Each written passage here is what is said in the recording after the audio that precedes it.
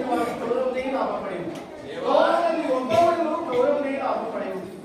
ಹಾಗಾಗಿ ಅಲ್ಲ ನೀನು ಪದೇ ಪದೇ ಅದು ಸಂಧಾನಕ್ಕೆ ಹೋದಾಗಲೂ ನೀವು ಇಷ್ಟ ಆಗಿದೆ.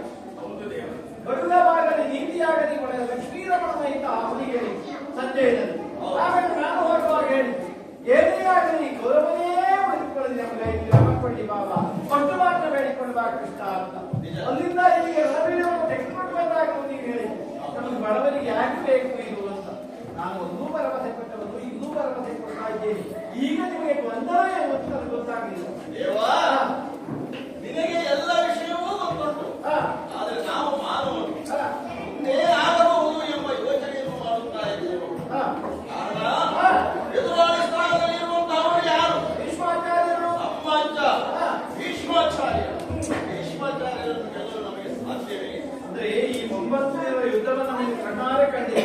ಕಣ್ಣಾರೆ ಕಂಡರು ಪ್ರಾರಂಭಿಸಬೇಕು ಅಂತ. ಹಾಗೆ ಕಂಡಾಗ ನಮ್ಮಲ್ಲಿ ಯಾರು ಆದರೆ ಗೌರವರಲ್ಲಿ ಇಲ್ಲ. ಅಂದ್ರೆ ಇದರ ಅರ್ಥ ಏನು? ಇನ್ನೂ ನಮಗೆ ಖಂಡಿತವಾಗಿ ಜಯ ಸಿಗುವುದಿಲ್ಲ. ಜಯ ಸಿಗುವುದಿಲ್ಲ ಎನ್ನುವ ಉದ್ದೇಶ ಏನು? ದಿನವೊಂದಕ್ಕೆ 10,000 ಪದ್ಮಾಭಿಷೇಕ ರಾಜರ ತಲೆಯನ್ನು ಕಳೆಗೊಳಿಸುತ್ತಿದ್ದಾರೆ. ಹೌದು, ನಾವು ಬದುಕಲು ಸಾಧ್ಯ ಉಂಟೆ? ಒಂದೊಮ್ಮೆ ನಿನ್ನ ಅನುಗ್ರಹದಿಂದ ನಮಗೆ ಜಯ ಸಿಕ್ಕಿದರೂ ಕೂಡ ನಮ್ಮಲ್ಲಿ ಇರುವಂತಹ 8ನೆಯ ಭಂಡರನ್ನೆಲ್ಲ ಕಳೆದುಕೊಂಡು ಈ ಜಯವನ್ನು ನಾವು ಪಡೆಯುವುದೇ ಸಾಧ್ಯವಿಲ್ಲ. ನಮಗೆ ಕೌರವರ ಭಯವಲ್ಲ, ನಮ್ಮ ಭೀಷ್ಮಾಚಾರ್ಯರ ಭಯವೇ ನಮಗೆ ಇರುವುದು. ಧರ್ಮರಾಜ ಅಂಗಳದಲ್ಲಿ ಮಕ್ಕಳು ಆಡುವಾಗ ಎಡವಿ ಬೀಳ್ಬಹುದು, ಕಾಲು ಪೆಟ್ಟಾಗಬಹುದು, ಒಂದೊಮ್ಮೆ ಬೇರೆ ಬೇರೆ ರೀತಿಯಲ್ಲಿ ಅನಾಹುತ ಆಗಬಹುದು. ಮೊದಲಿಗೆ ಅದು ಮುಕ್ತಾಯ ಆಗಬಾರದು. ಮಕ್ಕಳು ಯಾವಾಗ ನಡೆಯುವಾಗ ಎಳುವುದು.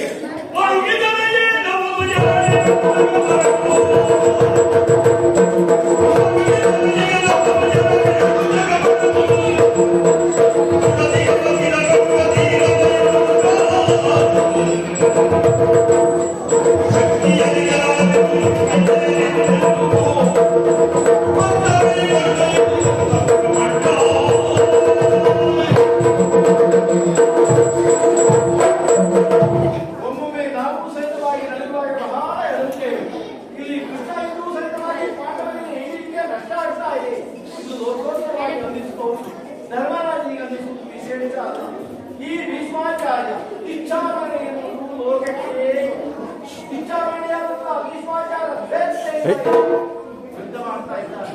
ಅವನ ಶ್ವೇತಾಚಾರ ಸ್ವಲ್ಪ ನೆರವೇರಿಸುವಂತಾದ್ರೆ ಈ ನಾನು ಅನಿವಾರ್ಯವಾಗಿ ಸಮಾಜವನ್ನು ಮಾಡಲೇಬೇಕು. ಅದಕ್ಕೆ ನೀವೆಲ್ಲರೂ ಸಹಿತವಾಗಿ ಸಹಕಾರಕರಾಗಿ ಹೇಳಿ ನೀವು ಇದ್ದೀರ ಎಲ್ಲಿ ಭೀಷ್ಮಾಚಾರ್ಯ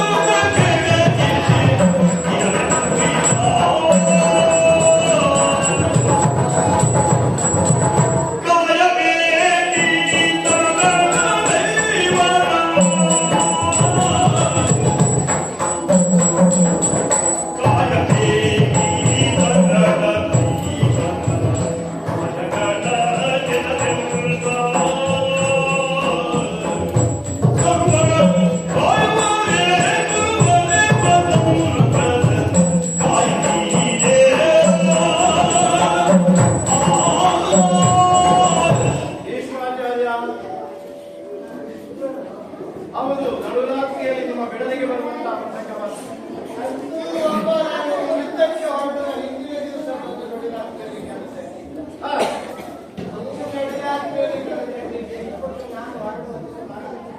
ಹಾಗಲ್ಲ.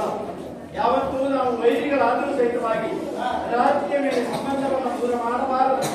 ಮಾಡಿದರೆ ಅಪರಾಧ ಅಲ್ಲ. ಅಂದರೆ ಹತ್ತಿರ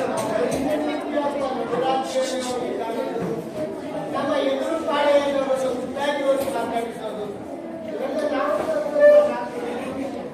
ಆದರೆ ನಮ್ಮ ಶಾಸ್ತ್ರದಲ್ಲಿ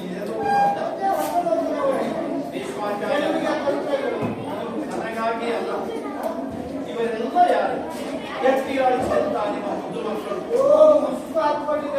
ಕಾಡಿನಲ್ಲಿದ್ದ ಕಾಯಬೇಕಿ ಐವರ ಕಾಯಕತ್ರೆಯನ್ನು ನಿಮ್ಮ ಹತ್ರ ಕೊಟ್ಟಿದ್ದೇವೆ. ಕಾಯಬೇಕು. ಒಟ್ಟಿನಲ್ಲಿ ಧರ್ಮ ಆಯ್ತು ಅಂತೂ ಈ ಪ್ರಸಂಗ ಮುಗಿಸ್ಬೇಕು. ಖಂಡಿತ.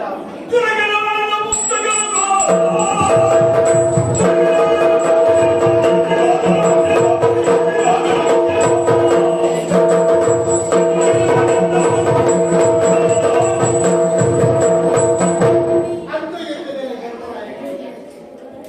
ಧರ್ಮವತ್ತಾದಂತಹ ಆಡಳಿತ ಹೇಗಿರ್ತದೆ ಅಂತ ಜನ ನೋಡಬೇಕು.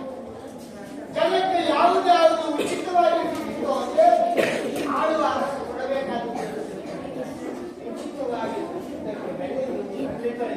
ಅದರಲ್ಲಿ ಶ್ರಮವಿದ್ದಾಗ ಬೆಲೆ ಇದ್ದಾಗ ಅಲ್ವಾ? ಆದ್ದರಿಂದ ಧರ್ಮರಾಯನ ಆಡಳಿತ ಲೋಕಕ್ಕೆ ಬೇಕು ಎನ್ನುವುದಕ್ಕಾಗಿ ನಾವೆಲ್ಲ ಏನೇನು ಮಾಡಬೇಕು ಅಂತ ನೀವು ನಿರ್ದೇಶನ ಕೊಟ್ಟು ನಾನು ನಡೆದುಕೊಳ್ತೇನೆ. ಅಂಚೆ ಕೃತಿಯಲ್ಲಿ ನೀವು ಹೇಳ್ತಿದ್ಯಾ, ಆದರೆ ನನ್ನ ಕೊನೆಯಲ್ಲಿ ನನ್ನ ಸಲಹೆಯಲ್ಲಿ ನೀನೇನು ಮಾಡಿಲ್ಲ.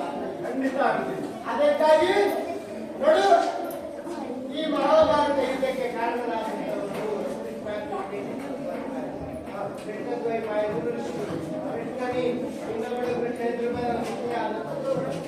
ದ್ರೌಪದಿ ಒಬ್ಬಳೇ ಅಲ್ಲ, ಅವಳ ಅಣ್ಣನಾದಂಥ ದುರ್ಯೋಧನನೇ ಈಗ ನಿಮ್ಮ ಪಕ್ಷದಲ್ಲಿ ಅಲ್ಲಿ ಮತ್ತದವರೊಬ್ಬರಿದ್ದಾರೆ ಅಂತ ಬಿಟ್ಟು ಅಲ್ಲದೆ ಏನೂ ಅಲ್ಲದೆ ಇದ್ದ.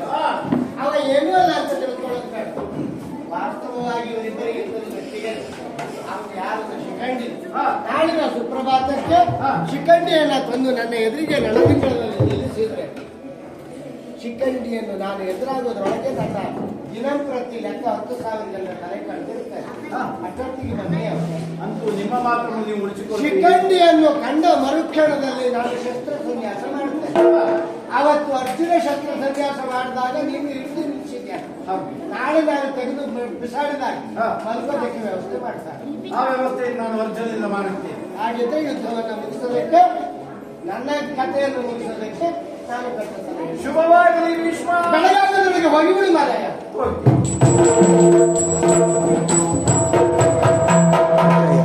ಜಯ